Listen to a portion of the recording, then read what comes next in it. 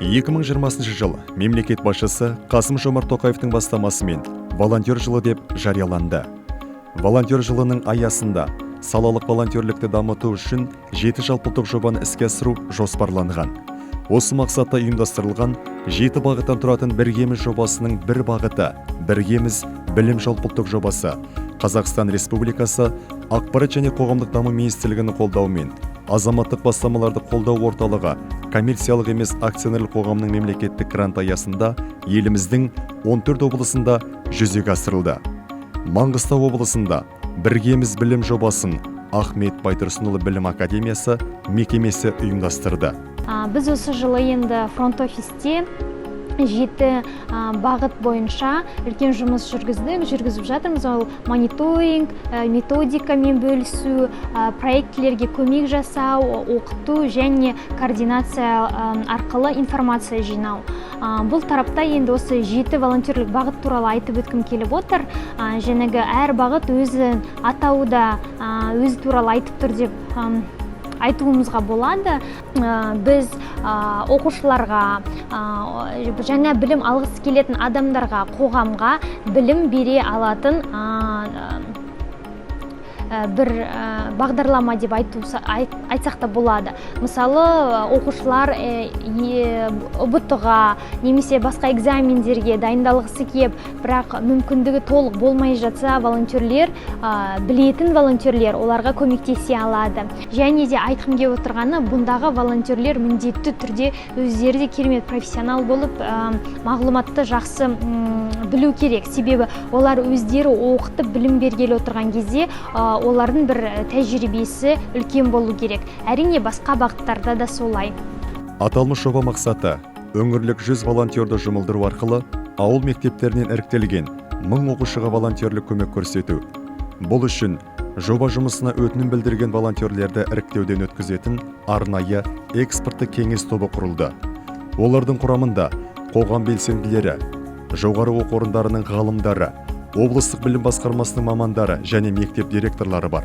Іріктеуден өткен 100 волонтер арнайы дайындықтан өтті. Өңірлік волонтерлік қозғалыстың дамуына Назарбаев зияткерлік мектебі, жалпы білім беру мектептері мен қосымша білім беру орталықтарының мамандары, сондай-ақ университет оқытушылары мен студенттері жұмылдырылды.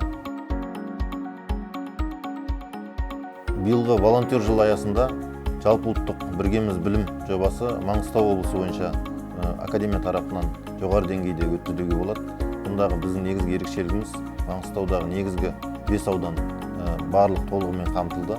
Және оқушылар санында 1000 оқушы, межелеген 1000 оқушымызда толығымен қамтылды.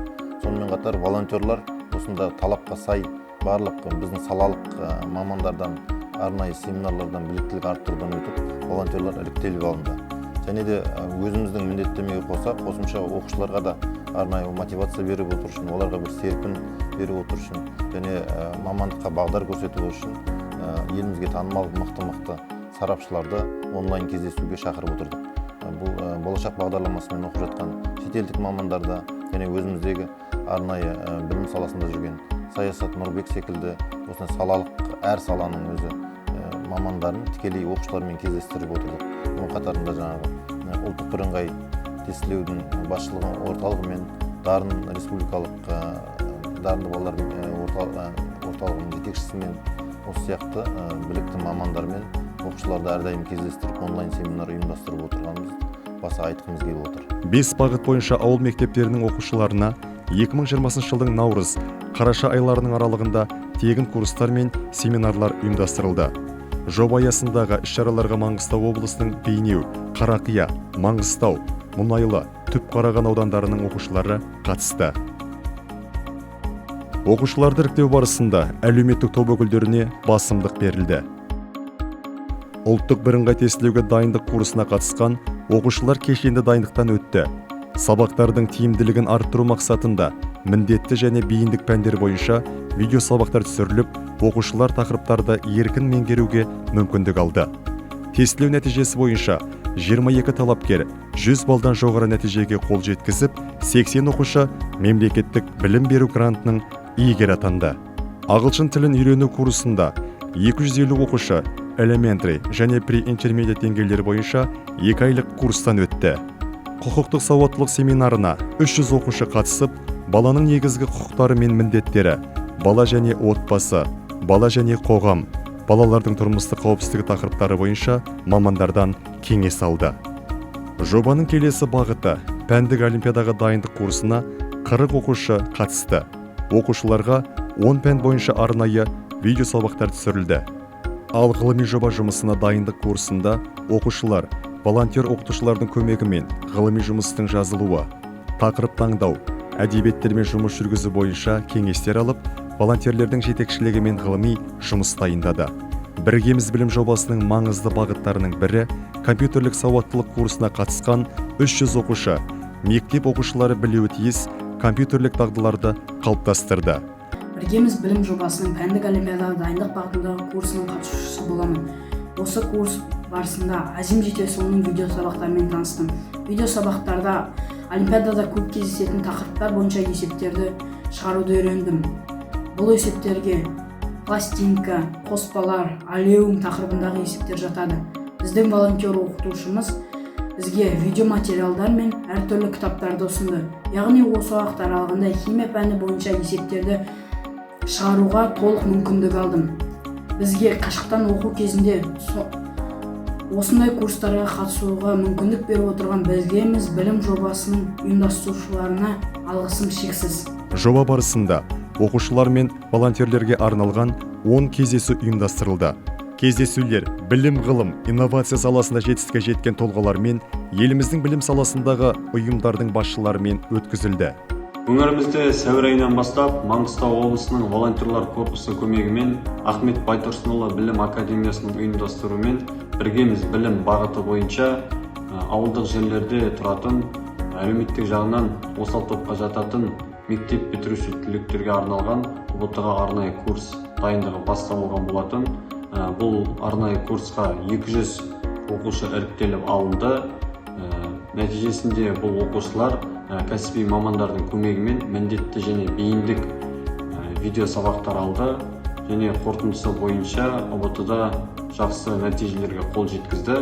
Бұл арнайы курсқа Маңғыстау волонтерлар корпусының 25 волонтер атсалысты. Олар оқушылардың үй жұмысының орындалысын және менторлық қызметтер атқарды. Осылайда олар да өзінің қызметін жетілдірді. Маңғыстау облысында волонтерлік қызметтің дамуына өз үлесін қосқан Ахмет Байтұрсынұлы білім академиясына өз атымыздан алғысымызды білдіреміз. 2020 жылы Қасым-Жомарт Кемелұлы Тоқаев волонтерлар жылы деп жарияланған болатын. Осыған орай елімізде көптеген жобалар жүзеге асырылып жатыр. Солардың бірі Біргеміз білім жобасы. Есенов университеті мен Ахмет Байтұрсынұлы білім академиясы арасында ынтымақтастық меморандум негізінде аталмыш жобалардың құқықтық және компьютерлік сауаттылық, ағылшын тілін курстарын үйрету бағыттары бойынша университетіміздің студент волонтерлары және оқытушылары волонтерлік жұмыстармен айналысқан болатын. Облысымыздың ауылдық аймақтарында оқитын оқушыларға арналған оқыту курстары мен түсіндіру семинарлары ұйымдастырылды. Мен де сол семинарлар мен жобаларға волонтер болып қатыстым. Волонтерлік қызмет барысында әлеуметтік топтарға жататын оқушыларға көмек көрсеттік. Мен бұл жоба арқылы қоғамға қызмет ету, адамгершілік құндылықтар дәріптеу және де қайырымдылық идеяларды қоғамға дәріптеу мақсатында үлкен мүмкіндіктерге ие болдым. Волонтер жылы аясында ұйымдастырылған Біргеміз жобасының волонтерлері алдағы уақытта волонтерлік қызметті әрі қарай жалғастыруға ниетті. Біз Біргеміз. Маңғыстау облысы бойынша жобаны жүзеге асырушы Ахмет Байтұрсынұлы білім академиясы мекемесі.